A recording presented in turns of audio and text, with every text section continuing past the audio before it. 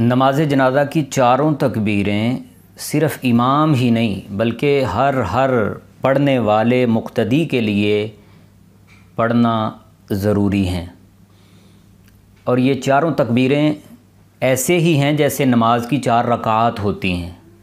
ہر تکبیر ایک ایک رکعت کے قائم مقام ہوتی ہے۔ جس طرح نماز کی رکعات میں سے ایک رکعت رہ جائے تو نماز فاسد ہو جاتی ہے، اسی طرح نماز جنازہ کی تکبیرات میں سے ایک بھی تکبیر اگر رہ جائے تو وہ نماز جنازہ فاسد ہو جائے گی۔ امام اونچا پڑھے گا اور پیچھے پڑھنے والے وہ بھی اپنے اپنے منہ میں تکبیریں پڑھیں گے، جو نہیں پڑھے گا اس کی نماز نہیں ہوگی۔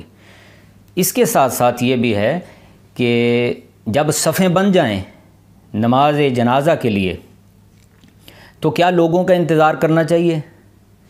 تو اس حوالے سے صورتحال جو پیش آتی ہے، ماحول کے مطابق جتنا ممکن ہو انتظار کر لیا جائے۔ اب گرمی کا موسم ہے تو دیکھنے میں یہ آتا ہے کہ لوگ صفوں میں کھڑے ہیں تو آواز آتی ہے کہ جی لوگ ابھی آ رہے ہیں، تو جو عالم دین نماز جنازہ پڑھانے والے ہوتے ہیں وہ کوئی حدیث پاک یا کوئی مسئلہ بیان کرنے لگتے ہیں، تو درمیان میں سے کوئی لوگ کہہ دیتے ہیں کہ جی ابھی بیان شروع ہو گیا ہے، جی خطاب شروع ہو گیا ہے، جی اتنی گرمی ہے۔ تو بھئی وہ عالم دین اپنی مرضی سے نہیں کر رہے، گھر والوں کی اجازت سے نماز پڑھانی ہے نا۔ جب تک جو ولی ہے، جو سرپرست ہے، وہ اجازت نہیں دے گا تو نماز کیسے شروع کر دیں؟ تو اس لیے انتظار مناسب حد تک اگر ممکن ہو تو کر لیا جائے۔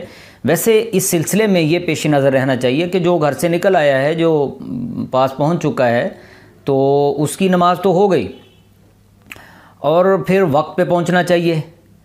اگر آنے والوں ہی کا انتظار کرتے رہنا ہے 10 15 منٹ، تو پھر جو پہلے آ کے صفیں بنا کے گڑے ہیں ان کا کیا قصور ہے؟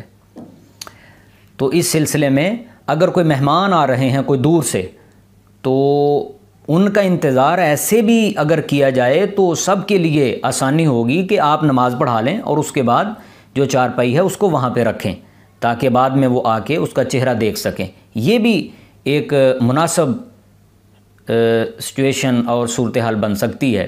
اللہ رب العزت ہمیں سمجھنے کی توفیق عطا فرمائے۔